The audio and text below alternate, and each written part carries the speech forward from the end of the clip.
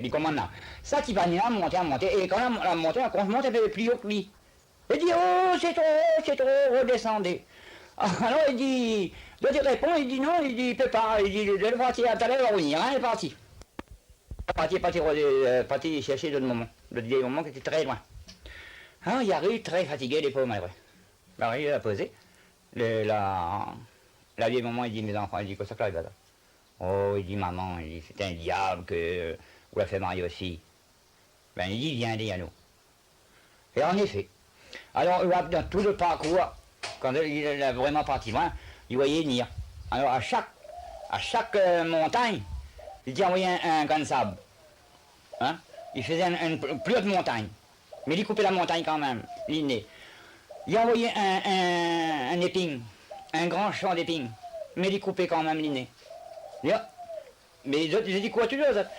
Il envoyait un goutte d'eau, un fleuve, il vient quand même. Ben alors, il dit, maman, il vient. Elle dit, non, il y a une goutte d'eau, mais il est dans le fleuve, il vient. Mais il attendez, maman, je vais arranger. Mes enfants reposent. Alors, il met dans une chambre. À reposer, la partie, elle a rangé une chambre pour lui. Elle avait un petit magasin. Dans ça, elle avait de tout. Elle avait de l'alcool, elle avait de la graisse, elle avait de pétrole, elle avait de rhum, elle avait de tout. Mais elle n'y peignait pas de tout ce qu'elle avait. Elle a sacrifié.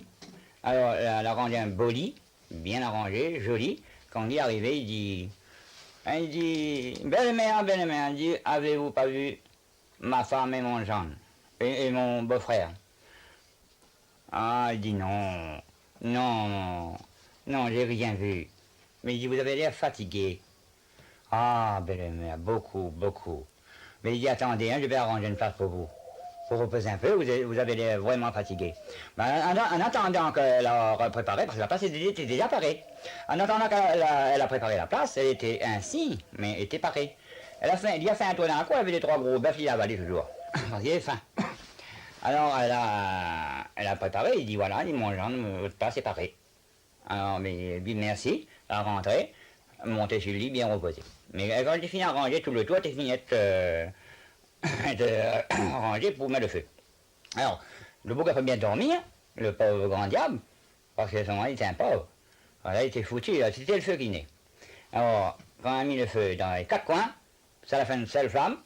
Alors, le grand diable en a dit, belle-mère, il dit, vos beaux lits dorés, vos beaux oreillers dorés sont brûlés. Alors, la belle-mère répond, il dit, brûle, maudit, il dit, c'est toi qui as voulu manger ma fille et mon fils. Alors, c'est depuis là que l'affaire était terminée, et ça lui raconte à moi ça, il dit, passez un pied dans le bas du dos de ce que vous allez raconter.